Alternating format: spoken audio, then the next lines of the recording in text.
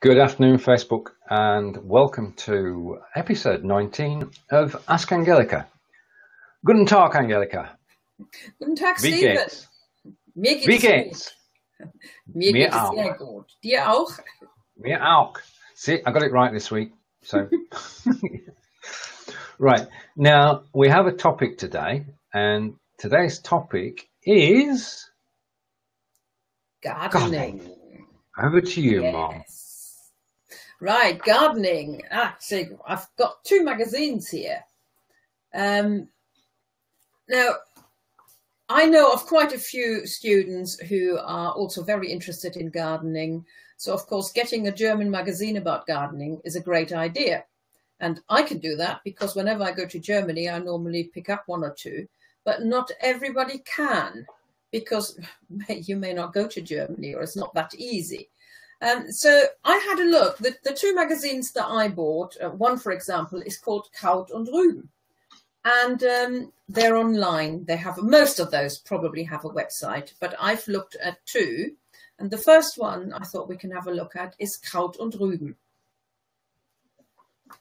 And That, right on cue, I'll bring up the title. Okay, almost on cue. almost on cue.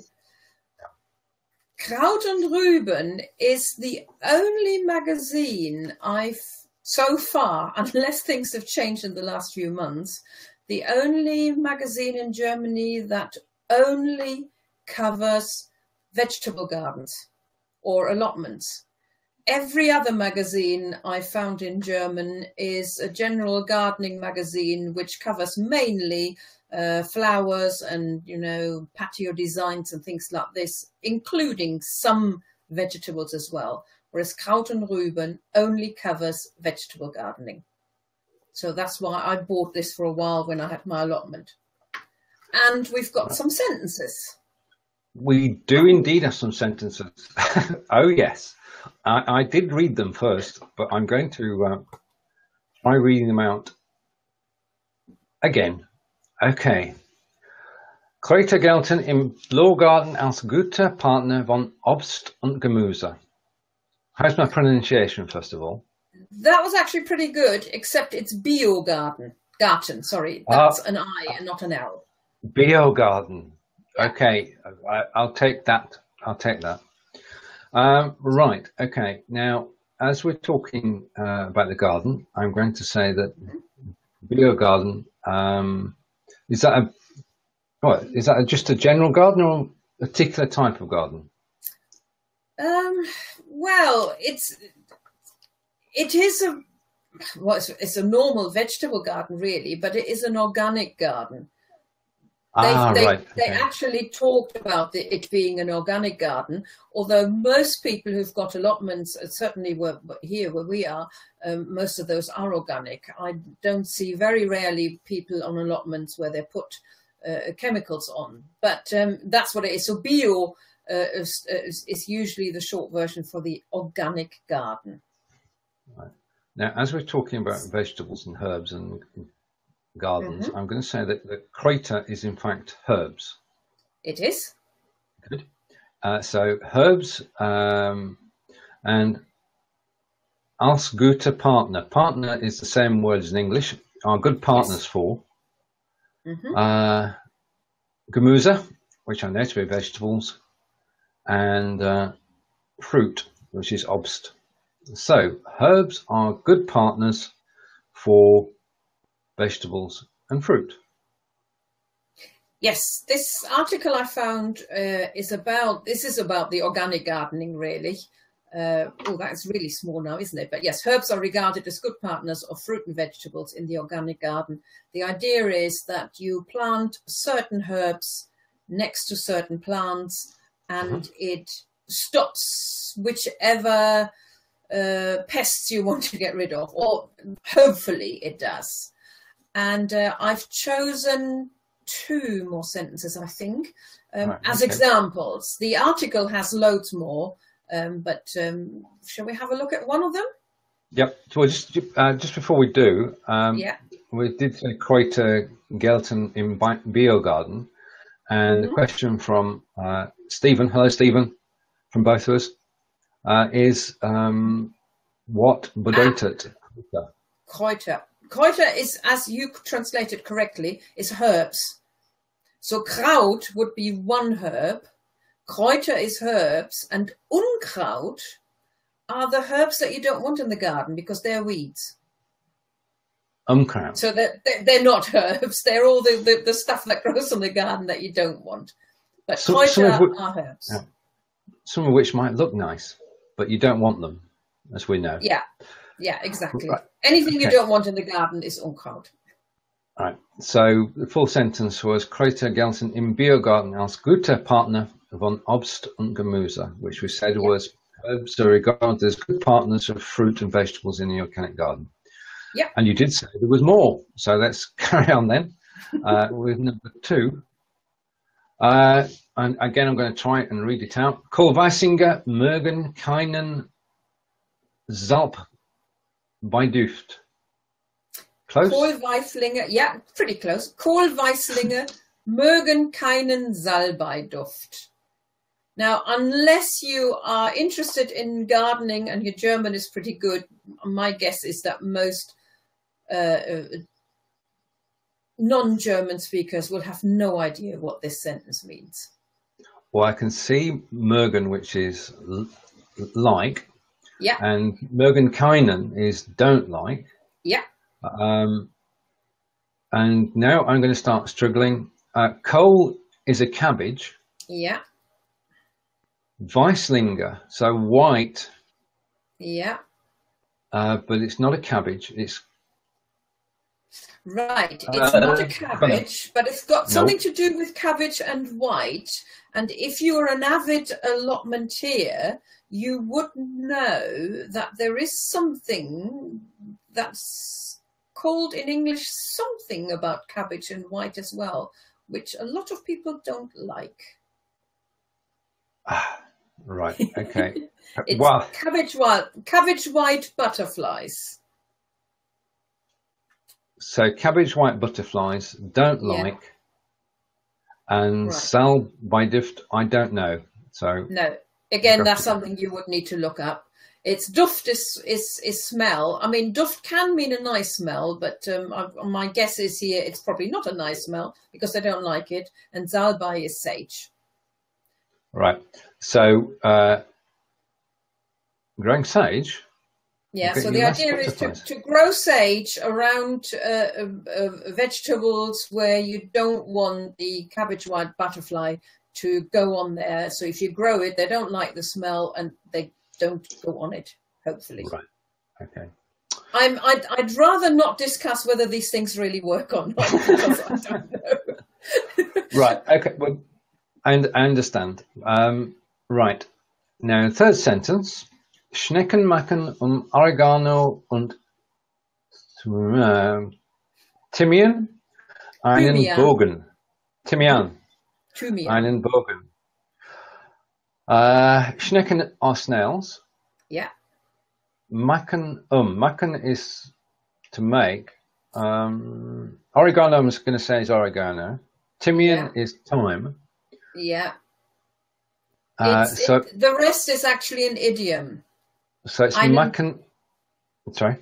Machen something. Yeah. Einen Bogen. Yeah. Einen Bogen machen. Einen Bogen machen on its own would mean make a bow, which doesn't make any sense here at all. No. It is a saying. It means they stay well clear.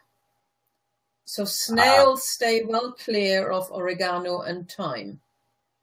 So you got anything where you know your snails, the lovely snails go to grow oregano and thyme around it, next to it or whatever, it's supposed to keep them away.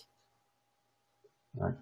So Schnecken machen Oregano und Thymian, einen Bogen, which is snails stay well clear of oregano and thyme. Yeah. Right. Okay. And the next one, number 4, is Beliebte Beet-Partner. Now, Beet. Beet. All right. Okay. Yeah.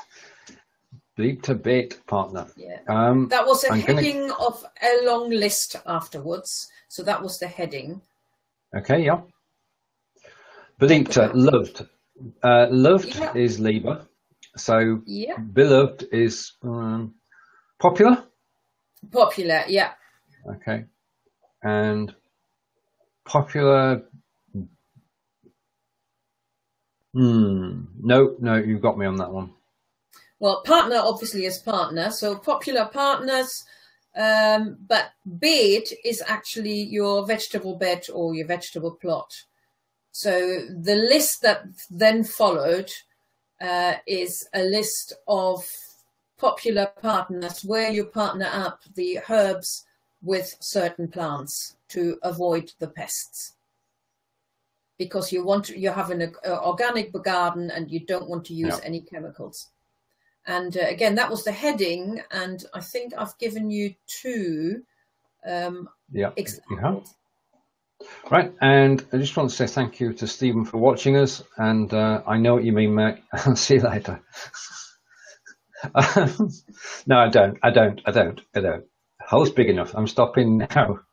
Right, so phrase 5 is Basilikum, Tomaten, Gurken, and Paprika, and I'm going to take a flyer at this and say it's basil, tomatoes, gherkins, or not gherkin, and peppers. Gherkin is not a gherkin, is it? No, cucumber. A gherkin actually are the little ones because they're harvested quicker. There may be a different variety. I'm not too sure actually. And then you have your pickled gherkins, which is the way they're being made, isn't it? When they're being made ready. Basilikum is the word. The pronunciation wasn't almost there. Basilikum. So basilikum is a good partner for, we've got Tomaten, Gurken, and Paprika. So basil is a good partner to grow next to tomatoes, cucumber, and pepper. And we're on to part 6. Got one more. Yeah, we've got one more. Ringelblume alla Gemüse und Salate. Now, Gemüse is vegetables. Yeah. You correct my pronunciation in a minute. And salata is salad. So salads and vegetables, and Ringelblume, I don't know. I know it's a flower, but I don't know what type. It is. It is a flower that's supposed to keep the pests away from any vegetables, all vegetables and salads. And Ringelblume is marigold. So sorry. Again, somebody who is actually a really avid vegetable gardener could possibly guess. So sometimes if you know your gardening stuff and you're reading this, it's almost worth going the other way around and having a guess, thinking like, well, I don't know what that flower is, but I do know that marigold is really good. A lot of people grow marigolds in their vegetable gardens on their allotments. Right. I wonder if Ringelblume means marigold, and then when they look it up, they're saying, yes, it does. So it's a nice website. Like I said, this Kraut und Rüben only covers vegetable gardening. It's not your general garden magazine. For anybody who's interested, they also have a newsletter and they're on Facebook. So if you wanted to sort of see your weekly or daily snippets of a little bit of gardening while picking up some German words as well, that may be a good idea. I'll get their newsletter. Sometimes I only look at the headlines, but every so often I find an interesting article. So I then click on the link and read all of it. But I know not everybody is interested in just vegetable gardenings.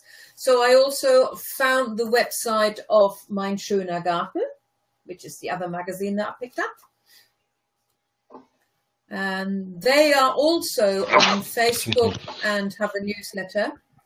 But they also have, I've forgotten now, they're also on Pinterest and Twitter and Instagram as well. So, and those are not the only 2 magazines. There are lots more, and most likely they will be on Twitter or Instagram or any of the other sites as well. Right. I've just shared that on Facebook. Right. So, oh, yeah, there we are. Okay. Yep. So link is on Facebook. Sorry, carry on. Yeah. Okay, so we've got you've taken phrases from Mein schöner Garten, which I'm going to say is my beautiful garden. Mm-hmm. And the first phrase is die Anzucht einer neuen Ananas-Pflanze aus dem Blattschopf der Ananas-Frucht und ist kinderleicht. Pretty close. Pretty close. Okay, thank you. Right. Okay. Now, ananas is. Well, let's look at the pronunciation first. It's ananas. Ananas. Ja, Ananas. Die Anzucht einer neuen Ananas-Pflanze aus dem Blattschopf der Ananas-Frucht ist kinderleicht. Right. Okay. Ananas is. I got it right this time. Is a pineapple. Yes. And Pflanze is a plant, so a pineapple plant. Yeah. Right, and further on, pineapple fruit, and liked is liked, kinder is children. I'm struggling a bit here, so can you help me out? Well, kinderleicht, kinder you said is children, leicht can be light, but it could also be easy. Okay. So it actually just means it's very easy, or it's like child's play. But what is very easy? The Anzucht, that's actually the cultivation. So the cultivation of a new pineapple plant. And Blattschopf, wow. Is head or crown? That's actually a very interesting word, because I tried to find it in a dictionary and I couldn't. And I've checked several dictionaries, and there is no English word for it. But what it is actually is the leafy crown. It's the bit that you always cut off your pineapple if you're buying a real pineapple rather than in the tin. And it's all those leaves at the top. You cut off the whole top and normally just bin it or put it in your compost bin. Or give it to the chickens. Or give it to, well, they just pick the pineapple bits. They won't eat the leaves either. But yes. Okay. And that is called der Blattschopf. Okay, so I can read this bit. The cultivation of a new pineapple plant from the leafy crown of the pineapple fruit is very easy. So what we've seen is that basically a word like kinderleicht is made up of two separate words which just emphasize each other. Liked bit you said was easy, and easy for a child. Yeah, even children can do it. Right, okay. So they say. Right. And the next phrase, which is, hier lesen Sie, wie die Wärmerung funktioniert und was Sie dafür brauchen. Hier lesen Sie, wie die Wärmerung funktioniert und was Sie dafür brauchen. Okay. Right, ja, okay. Hier lesen Sie, wie die Vermehrung funktioniert und was Sie dafür brauchen. Right, now I can get the first bit because here you can read, and V is how. I'll come back to Vermehrung in a moment. Thank you. Funktioniert works, and what you could use it for, what you need it for. What you need for it. What you need for it. Okay. Right. So now we've got the word Vermehrung. Now it has got a little word called mehr in it. What does mehr mean? More. Yeah. So what do you think Vermehrung could be? Creating more? It's making more, literally. It's a propagation, because you want to make another pineapple plant out of the leafy head. Right. Okay. So, as I said, here you can read, and then we've just gone through how the propagation works and what you need for it. Yeah. Now, that's the proper translation of the sentence, although in an English magazine, I don't think you would find that they're saying, here you can read. They're probably just saying, find out here, or something in that line, because that was sort of the subheading. And then the rest of the article, which I haven't taken any sentences, but the rest of the article then shows you exactly what you need to do with the leafy head of the pineapple plant. It was actually quite a not too easy German article, but like most gardening magazines and that, it came with pictures. So it is still fairly easy to work out if you really wanted to know how to do it, or if you've got a good idea how to do it anyway, then you can pick out some words and try and work it out, which is the nice thing. You've got the clues from the pictures. You probably even have the clue from your own knowledge already, on some of the gardening things. So there are several ways of reading a German gardening magazine, or actually any magazine. But because if you have some good knowledge anyway, because you've been reading lots of English gardening magazines, you've been trying a lot of things out, if you then read it in the German magazine and you're not too sure about the vocabulary, you can actually work it out the back way. So thinking, like I said earlier on, about the Ringelblume being marigold. If you've grown lots of marigolds in your garden, you can have a pretty good guess that Ringelblume most likely is marigold. So it's just another way again of picking up new vocabulary. Indeed. And I saw your blog earlier in the week about Twitter, because that was very good as well. In fact, if you check out Angelika's webpage, and we'll put a link in here afterwards, then you can find lots of hints and tips on learning German. Right. Yes, is there anything else? Sorry. Yes. Just to finish off with a bit about Twitter, like I said, this magazine, for example, is on Twitter as well.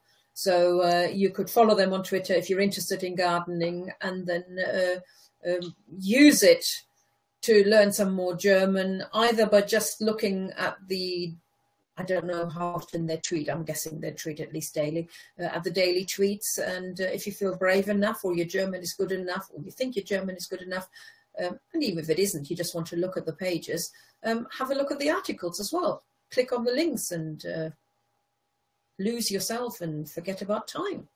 And at the same time, picking up lots of German. What could be better than that? Indeed. Great advice. Right. Would you like to close the show and make any of the comments as well? And we'll see you all next week. I think we do need to stop because the weather is nice, and anybody who is interested in learning German and gardening, they will have just had nearly 25 minutes of learning German. So now they need to go out there and do some gardening. Good advice. Get in the fresh air this weekend. We're guaranteed temperatures of 25 and upwards. So for everybody who's watched today, okay. Can you see the comment? Habe es verpasst nochmal. I'm not too sure what. Was hast du verpasst? Die ganze Sendung? Oh ja, die ganze. Jesse, welcome to the show. The replay will be here as soon as we're finished. We are here at the same time every 2 weeks, Angelika and I. And you can join Angelika's group, which is also called Ask Angelika, and keep in touch that way. To everybody who watches the replay, what do we say?